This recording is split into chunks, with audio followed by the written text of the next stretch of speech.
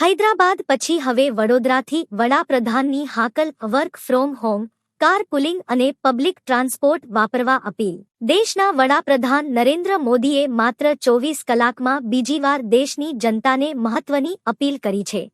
હૈદરાબાદ બાદ હવે વડોદરાથી સંબોધન કરતા પીએમ મોદીએ લોકોને સોનું ન ખરીદવા અને ઈંધણ બચાવવા ખાસ હાકલ કરી છે. પીએમ મોદીની મુખ્ય 5 વાતો. ઈંધણ બચાવો, દેશના લોકો બની શકે તેટલું પેટ્રોલ ડીઝલ બચાવે.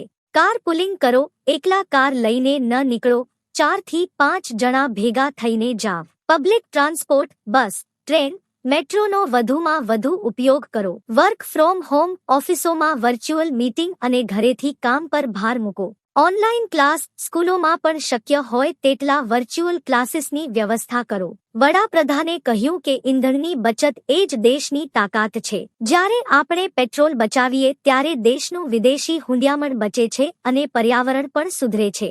હવે સવાલ એ છે કે સરકારી કચેરીઓ અને ખાનગી કંપનીઓ પીએમની આ અપીલને કેટલી ગંભીરતાથી લેશે.